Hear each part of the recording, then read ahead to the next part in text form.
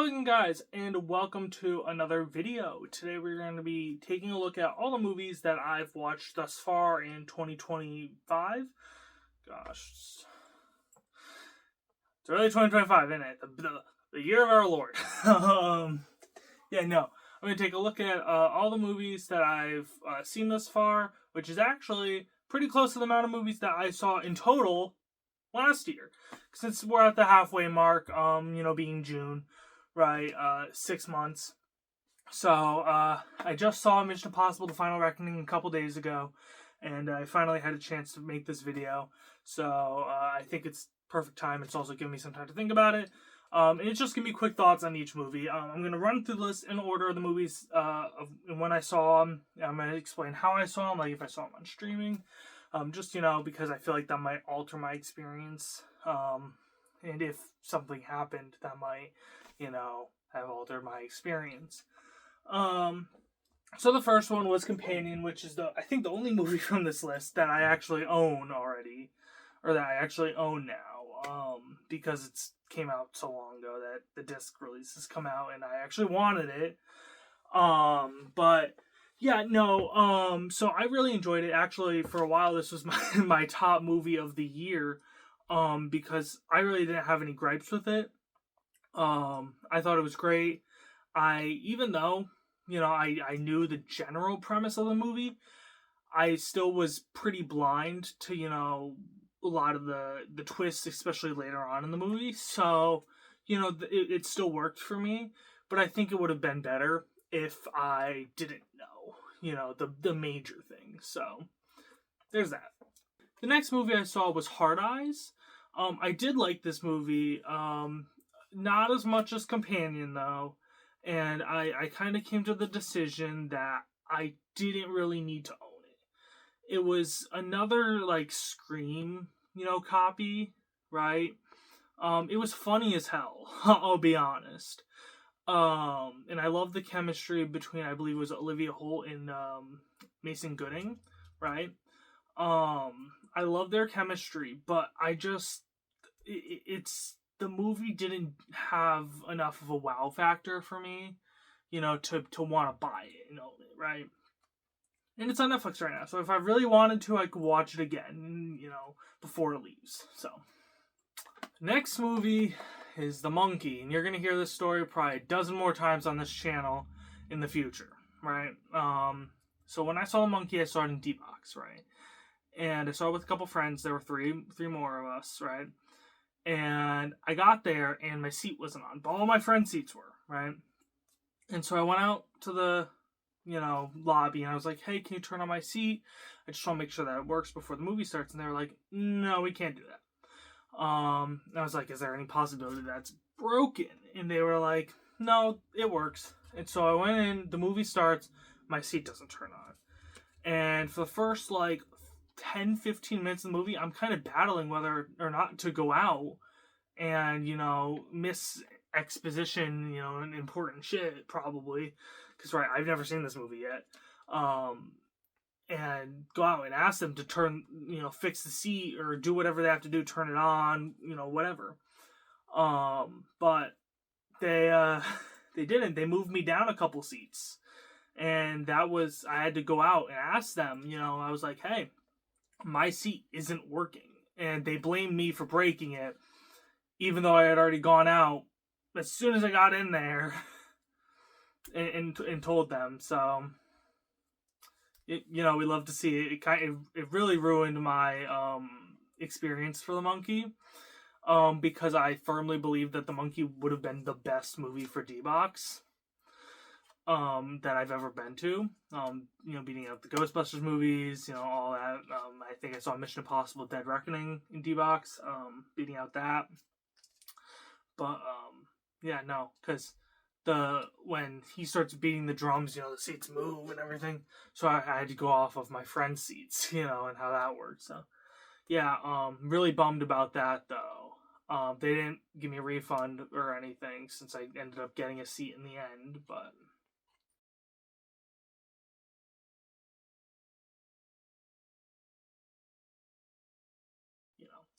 That's probably going to be the longest story. So,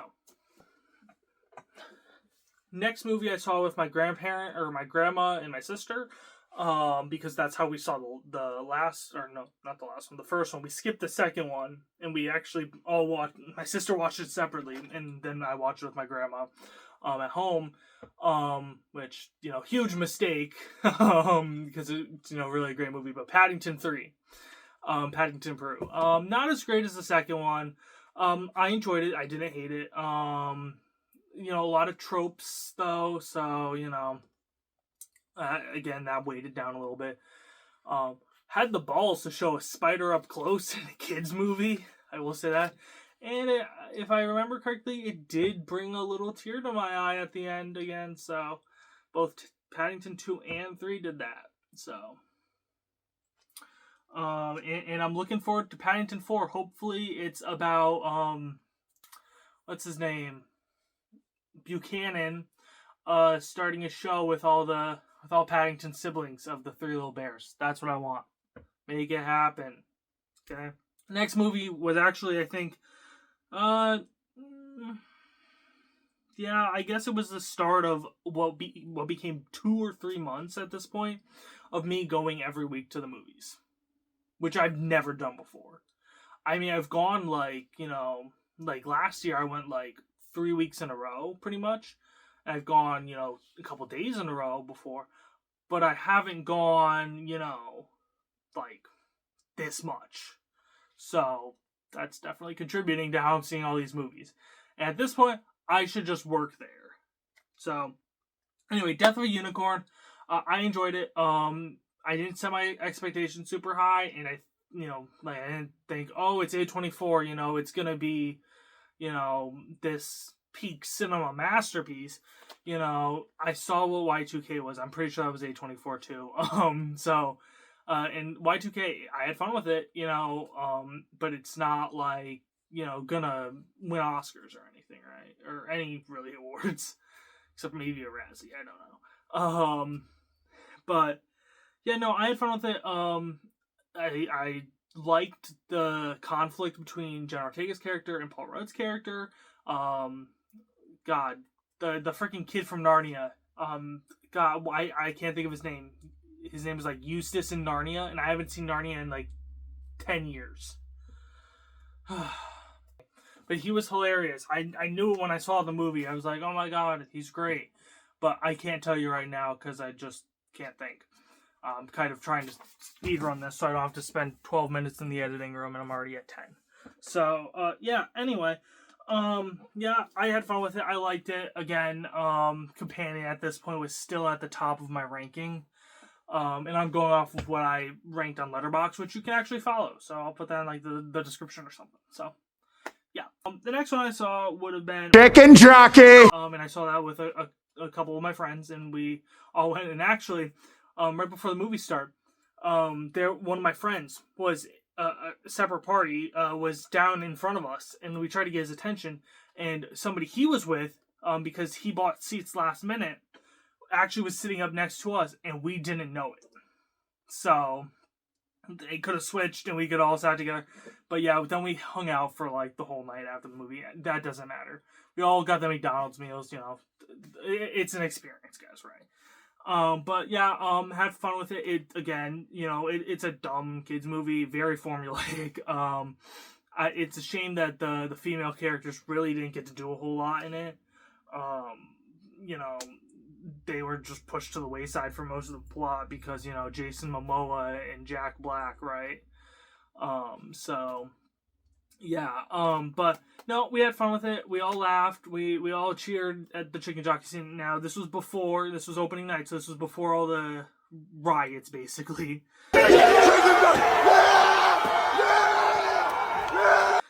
So we were pretty well mannered, aside from yelling. So yeah, no. We had fun with it. Yeah, I rated it 5 stars on Letterboxd. But still not beating out Companion yet. Alright, then the next one was Novocaine. Now, this was one I had seen the trailer for. I was kind of on the fence about. I was also on the fence about Mickey 17. I still haven't seen that. I'm waiting for it to kind of hit Prime for free. We'll see if that happens by the end of the year. If not, I might have to pirate it. which I don't like to do. I've only done that for one movie on this list thus far, and I'm only planning to do it for like one more, maybe two. So yeah, no, I saw Novocaine with my grandmother. It was a late night showing, and it was the last one. It was like a 10:30 showing, right? And or no, it was something like that. It was late, and there was like one other family in the theater with us, or one couple, right? And we had fun with it. We had a lot of fun. I'll be buying the 4K for that, the steelbook for that when it comes out. And I'm pretty excited for it. It wasn't anything super inventive or spectacular, but it was smart with itself. It knew what it was doing, right? It took advantage of, I guess, the character, right? Like, there's certain things like he can't piss, or he doesn't, know when he has to piss. He has to set a timer to remind himself, because that's considered pain, right? So, it was cool stuff like that made me like the film a lot more than, having it be just a generic slop fest, right? Because it could have been. It's teetering, not that it was, but it very easily could have been for what it was, right? But the crew, the casting, it all worked, right? First of all, I didn't even realize it was Ray Nicholson playing the villain until the last couple minutes. I was like, hey, he was in Smile too. Because he smiled or something, with his face like banged up or something. I was like, oh, shoot. Yeah, anyway. Enough about Novocaine. The next one was my first one on streaming services, because I was like, okay, I've gone and seen a lot in theaters, but now is kind of the point where I need to start branching out and seeing more movies that I missed and that I wouldn't watch otherwise, right? And so the first one I watched was called One of Them Days, and it was late at night. All my family had gone to bed, and I was just sitting in the living room. I think I was playing Minecraft on my phone, and because this is still pretty fresh after the Minecraft movie, so I was still in the Minecraft phase. So yeah, I played that, or I turned that on, and comedies, especially modern comedies, really aren't my thing, and you'll see that for the next one as well. The movie was fine, pretty much. It's not my type of movie, So it was the lowest rated movie on my Letterboxd at the time. But don't worry, it does not stay that way. So yeah, I know. I just wasn't that crazy about it. None of the acting was terrible. The jokes were okay, right? There were some scenes that were, like, okay.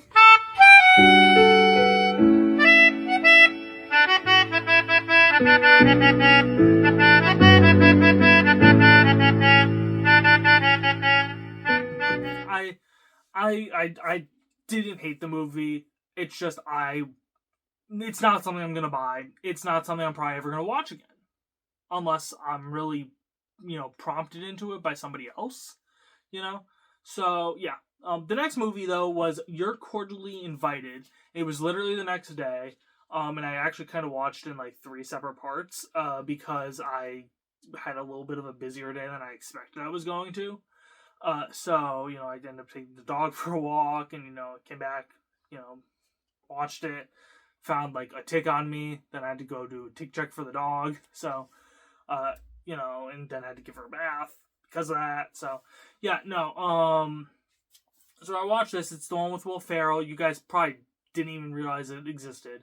But I ranked this one just above One of Them Days, mainly because I really like the chemistry between Will Ferrell and his daughter. Or not so much the chemistry. Well, yeah, I like their chemistry, but I liked how their dynamic, and how their relationship was approached.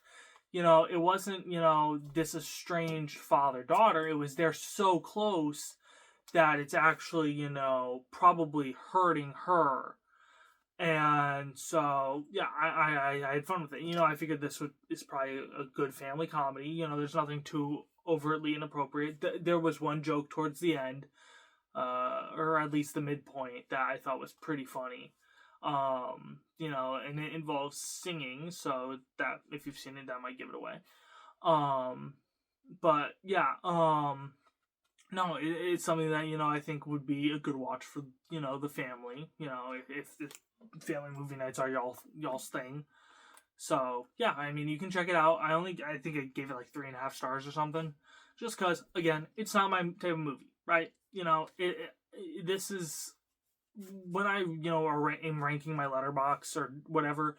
I'm going off of whether I'd rewatch it again, whether I'd buy it, all that stuff. But it's a quality enough movie, right? It's not bad. Only like one of these movies is bad, and we'll get to it. The next movie is one I wasn't going to see, period, because we saw the trailer. Mind you, I'm going to the movies like every week. I don't want to keep seeing the same trailer over and over again, and they kept showing me the same trailer over and over again. Right? So, yeah, Drop. The kid's face, I'm sorry to this kid, this actor, I've never But anyway, I saw the movie, and because my grandma wanted to see it. So we went and saw it, and it was one of the, like, it was like a weekday showing. It was like a Wednesday night or something. And it was full. I was just surprised. I was not expecting Drop, of all movies, to have a full theater. And another thing about just real quick is I've seen a lot of full theaters this year. I'm pleased. I'm happy to see that. I mean, there's also not really any theaters in my area anymore, but I think my theater's gonna be okay. So, just want to throw that out there. But no, I had fun with it. I thought it was pretty good, and I didn't guess who the antagonist was, so that's a perk. And I thought the final act worked pretty well. Minor spoilers, so just skip 20 seconds ahead. But I wish that the final act had kind of stayed in the restaurant. That's really my only gripe. But other than that, I thought it was pretty good. I thought it worked, and the acting was fine. I liked the boyfriend, all that great. My Letterboxd review's out there, and it's something about the boyfriend and his actor, whatever. The next one was, I think it was actually the same week as that, and that was Sinners. This one went right up to under Companion for me. I had it basically tied with Companion at that point. I really enjoyed it. Me and my friend, we saw it in IMAX. We were sitting, pretty much to the front. And, during that scene in the movie, I was like, kind of like, where do I even look? Because it's a floor to ceiling screen, and, it's like, we're really close. And that was a full theater as well. And it was so cool to see, all these people of different walks of life, going to see this movie. And that's essentially a horror historical drama, basically. And, they're all sitting here, and it's like a 2.5 hour long movie. And they're all sitting here, and enjoying it, right? And it was just so great to see. And some of the visuals were just amazing. I think my favorite was the cotton field. It looked spectacular on the IMAX screen. So, yeah. That's just the one that sticks in my mind. The music was great. I still bop to it, Cut the hair and turn her down the rocky road and all the way to Dublin, Macfalolida. So, yeah. I'm not even like halfway through this, and I'm only and I'm at 21 minutes. All right, the next one is a little bit subjective, really, because a lot of people didn't seem to like it, and I think it's because I didn't play the game that I liked it, and I kind of went in with a totally different, expectation than everyone else. But that's Until Dawn. I enjoyed it. I don't remember where I put it on my list, but I thought it was fine. Now, here's the deal: if you throw history into a horror movie, like small town type history, and if you make it mining history, or I think that's what, it was mining history, God, I will go nuts, and you will win me over. Y'all, they won me over. All right, so because that's what it is. It is there's mine shafts and shit. Then it's like the town's caved in. I don't know if that's a spoiler. So oops. But yeah, no, it worked for me. I thought it was fine. I wish that some of the kills were a little more, I don't know, creative and spectacular, maybe. But other than that, I thought it was fine. I know that probably wasn't accurate to the source material, but I didn't do the source material, so it's fine. And the next one was actually, I think it still is the worst one I saw all year. And that's Wolfman. I watched this one on Peacock, and yeah, it was the first one I was just like, do I have to even finish this? Like, I was like 10 minutes in, and I was just like, I don't want to. It was just so boring. At one point, I just pulled my phone, and I was like, I couldn't, because I was gonna go see this in theaters too. I can't imagine what it would have been like if I had. Would I have just walked out? So it really can be hit or miss with Blumhouse movies. I had really kind of different expectations, but essentially, I figured that the dad would be like hunting them down, and it would be a much more conflicted story. But really, he just kind of sat on a couch. And that's it. And then he died. Or he became a werewolf or whatever. I don't even remember what happened. Probably because I was on my phone. But yeah, no, seriously, nothing, it was that great came out of it. So, still at the bottom of my letterbox. So, alright, for one low, we get a high, and that's this right here. Clown in the Cornfield. This is actually the signed book I got from going and seeing it a second time. You could have gotten it for seeing it first time, right? Awesome! I love this book. This is my second copy of it, actually, because I read it, right? I have an actual copy that, I can read and whatnot. But yeah, no. I really love this movie. There'd be, like, one or two things I would change, because it's not 100% accurate. Like, the opening, I believe, is totally different. I haven't read this book since, 2021, 2022, something like that. Maybe even 2023. I would have kept the opening because it still is relevant, and pretty relevant to the story, and it would have been something to, show. But I don't think they were prepared to, show it, because if you know, it's one of those things. But yeah, no, I really enjoyed it so much. I saw it a second time. Actually, I kind of had to. I was gonna go see it with one friend. They canceled, and so I brought another friend with me. And then I was going to go see it with my grandma, who also read the book. So, because I got a cool grandma like that. She reads horror. So, yeah. Really enjoyed it. Loved the small town setting. I think the casting was the best thing about the movie. Literally spot on. Especially Rust and Cole. So, I think that they are ripped straight off the page. And then Kevin Durant, I think he was also great. Not to mention Katie Douglas as Quinn. Again, all through Glenn Maybrook. Everybody was perfect, right? But yeah, no. Really liked it. Saw it twice. This is what's at the top of my letterbox right now. Or at the letterbox ranking. Not my top 4, but this is what's at the top of the letterbox ranking, and I think it'll stay that way for the rest of the year. So, I wouldn't guarantee on it changing. Actually, there's a tie up there right now. I'll say that much, but we'll get to that when it's time. All right, the next one, I was going to go see this with another friend, and then we kind of realized that it was going to be done showing. It came out the same day as Clown in the Cornfield, and it was only showing for like a week, which is the problem with movie theaters now, is they sometimes only show movies for like a week, and you totally miss out. That's what happened with me and Heretic. But yeah, no. Fight or Flight. I was gonna go see this with one of my friends. I figured that he'd like it. It'd be funny. And then he couldn't make the 2 showings that it was because they were like super late at night. They were 10:30 showings. So I called up another friend because I still wanted to see it, but I didn't want to go alone, because I heard that, and I basically went into this completely blind. I didn't see a trailer or nothing.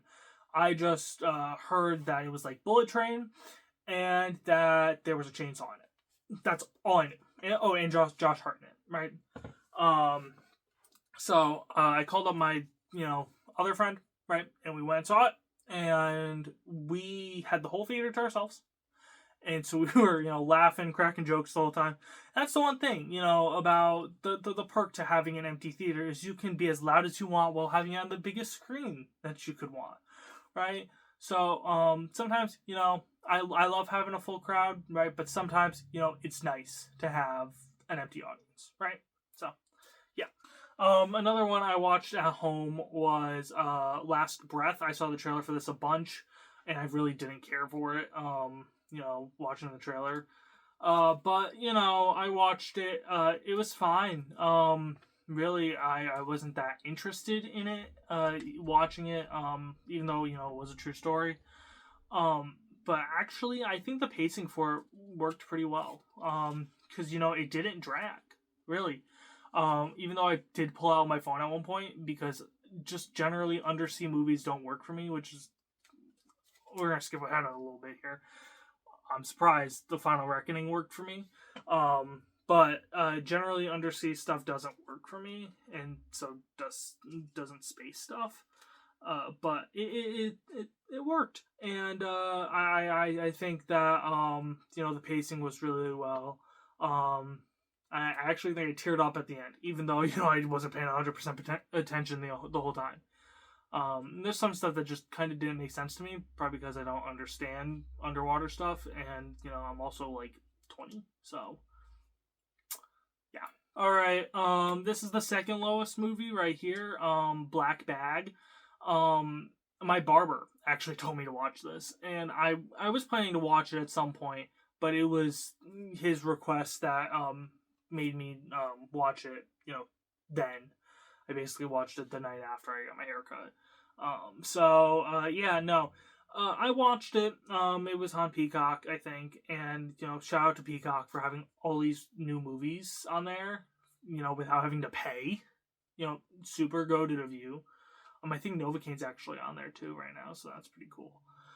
If I wanted to, I could watch that right now. But I'm trying to find new stuff. So, I watched Black Bag, and I had no idea what was going on. I don't know if I missed something in the first 10 minutes. But I also didn't read the synopsis, so that might have helped. But, basically, the whole movie dragged. For me, I really didn't care for it. I didn't understand what was going on most of the time. Why are we watching this woman go to therapy? I don't know. But once the final act started, I started paying attention. There were some, funny bits, I guess. Some of the humor was pretty good. But, I really didn't care for it. Maybe I should rewatch it. I don't know. But it probably won't happen this year. Frankly, I'll be honest. I'm not going to like every movie I watch. I'm not going to understand every movie I watch 100%. I'm young. I haven't had the experience of everybody else. There's things that in the world that I don't know how they work yet. So, some adult stuff, So, it's just, it didn't work for me. I'm sorry. I'm sorry to my barber, but it just wasn't it. So, the next three, I actually watched all three of these in one day. So, the first one was Bullet Train Explosion. I was actually going to watch this instead of Black Bag, but then I figured Black Bag was actually probably a good movie, and then Bullet Train was probably a bad one. Turns out I was totally wrong. Because Bullet Train Explosion, though a Netflix, like a Japanese Netflix film, was actually pretty good. It's actually a sequel, like a legacy sequel, to The Bullet Train, which I've actually never seen before. But it worked totally fine, without me having seen that, it's dubbed and everything, so it's totally watchable, guys. Trust. The acting's fine. There were some things that I was like, wow, this is actually kind of practical, people are reacting in, you know, ways that make sense. They're doing things that make sense, or at least a little more sense than, you know, other movies would. And, you know, I was like, okay, that's pretty cool, and then got it some brownie points. So yeah, and shout out to using Tomy models at one point. And you know, whipping out the model train set in the time of crisis. But yeah, it's basically Speed but on a train. That's it. The next one would have been Fear Street, Prom Queen. It feels like I didn't even watch this in the same day as the other two, but I guess I did. Not as good as the other ones. I'll say that. It was fine. I mean, you know, looking at it from like a standpoint of, you know, had I watched it and not considered it a Fear Street movie, it was fine. But compared to the others, it doesn't even hold a candle. Really, it's like you're watching something totally different, and it's a shame because those other three were super good. I think it was Lee Janiak who did the other three. She needs to be brought back. We need a proper continuation. You know, I don't know if it would be the same characters or what, but we need a proper continuation. And you know, or else it's gonna hurt the franchise. So, but otherwise, I thought it was, you know, okay. Right, the characters were pretty, you know, cookie cutter. I liked Megan. Megan was a good friend. I need a friend like Megan. But yeah, I wasn't really all there for the killer's motive, which frankly they shouldn't even have motive based off Fear Street rules. So yeah, that was pretty much my biggest gripe right there, is the Fear Street rules were broken. So yeah. So the next one is one I did pirate just because I'm not giving Disney my money for it. And frankly, I don't even think it's available to watch on Disney Plus. And it's not one I would have seen in theaters. The only Disney or Marvel movie I would go see in theaters is Ant-Man, really. And maybe if they did another Ghost Rider movie, I'd probably go see that. But they'd really have to bring back Nicolas Cage for it. That's Marvel, I think it is. Maybe Thunderbolts. I might go see Thunderbolts if I can. But yeah, no, that's it. Like, I'm not gonna go see anything else. So I'm not gonna go see Captain America: Brave New World, right? And good thing I didn't, because that movie was not that great.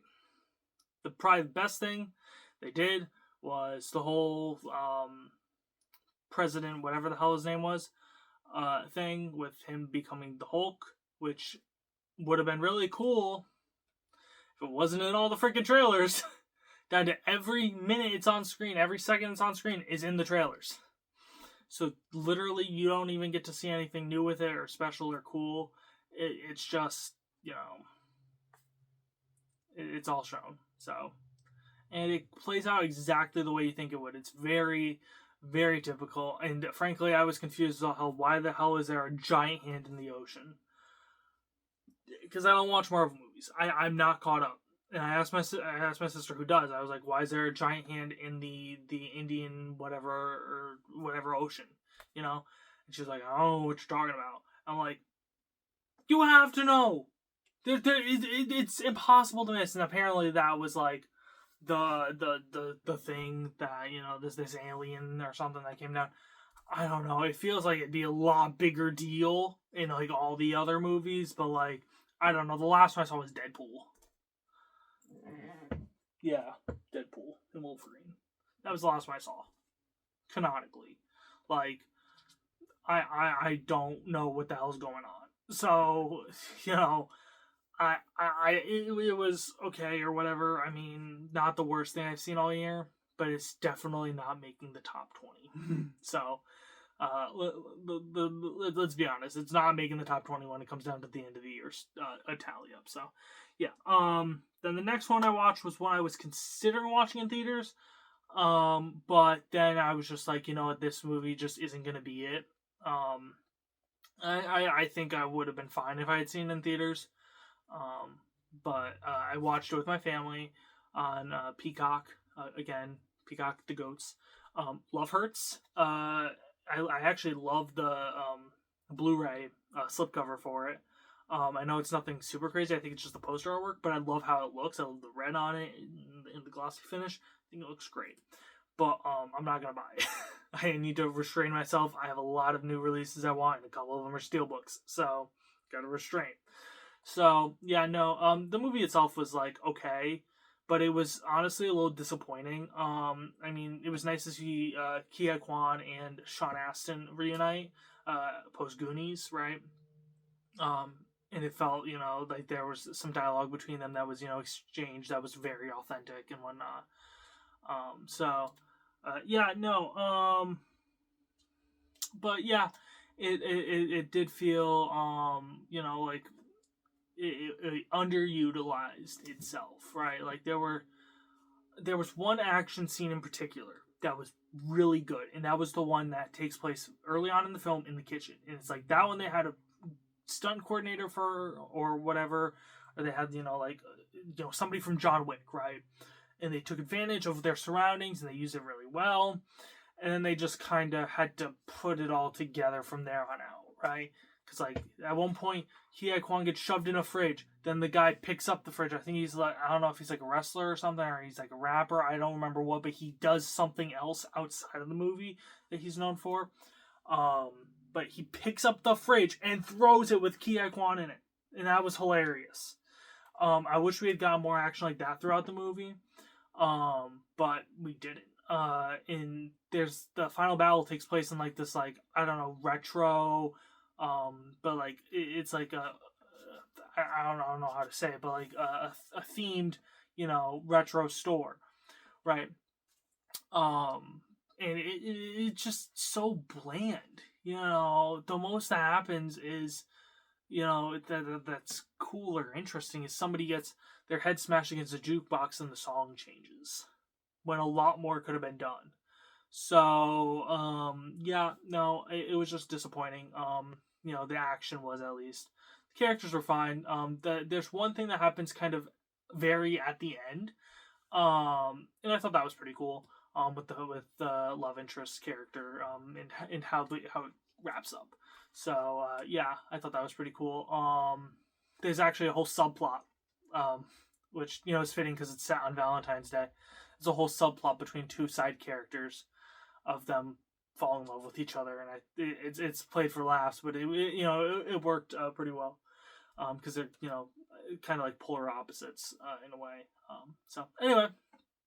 I actually forgot to write it here. I think I saw it before Love Hurts, but Final Destination Bloodlines, that was really good. That's I think in my top 5, maybe top 3. Or not my top 3, but my top 5 for sure. And I really enjoyed it. The Tony Todd speech about 3/4 of the way through the movie, that was really touching. And everybody clapped at the end, and it was really beautiful. But it was a great Final Destination movie. It was the first actually, one that actually felt like a movie, because the others just kind of feel like entries, into the series, but they're so lacking in character dynamics and development and like actual stuff that makes movies that they don't feel as much like movies. But this one has all those things, and so it feels more like a movie.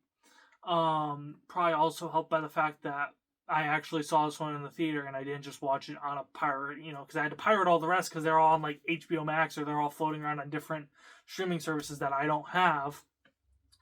So I didn't have to, pirate them and watch them buffer, a million times every couple seconds. But yeah, no, the only one I was able to watch normally was the first one. So, but no, this one was the best one, plain and simple. Except for the ending.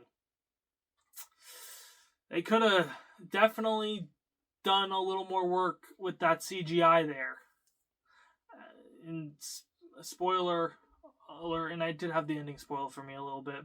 But spoiler alert, skip ahead 20 seconds. As a rail fan, as a train guy, I can spot a fake train really easily. And that's a fake train. It's too wide. It looked terrible. It looked like poopy. Y'all could have done better. Just saying. But yeah, no. I thought it was great. I would love to see more of these. Give me like 15 more right now. I'd love to see a cruise one, maybe a dam bursting. I heard that one floating around, in the community. as an idea. Natural disasters, just a lot of cool ideas that the fans have come up with. But I think the cruise is at the top of my list. Having it be a whole crash that's averted that would have killed everybody, and so it's just a massacre happening on this boat over these couple days. Maybe it almost crashes again at the end, or it does crash at the end. I don't know. Just to kill the rest of the people in one final blow, right? I don't know. But the last movie that I saw this year was Mission Impossible: The Final Reckoning.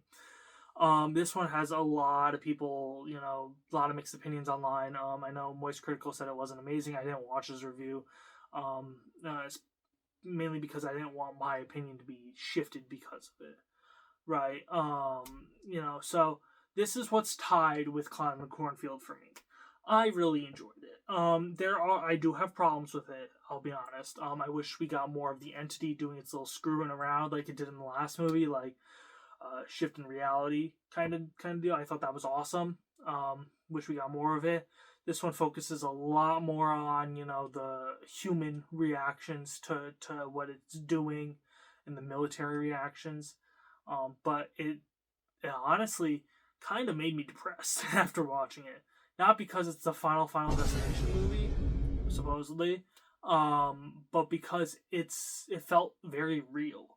And a lot of people didn't like that it was so grounded and not, there wasn't as much comedy in it. But that's because this isn't, it wasn't so much a movie, it was kind of a warning in a way.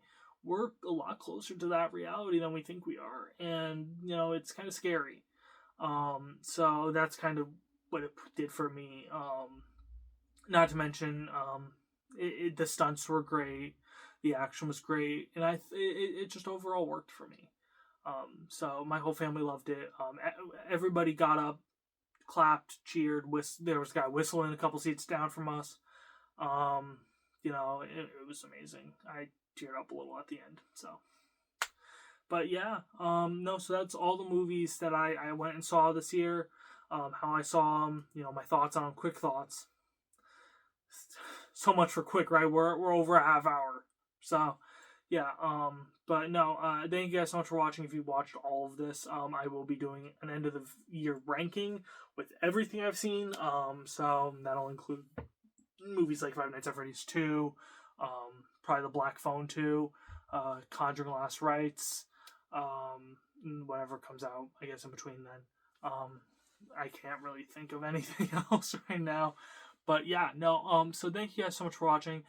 And I don't know what my next video is going to be, when it's going to be, but we'll see.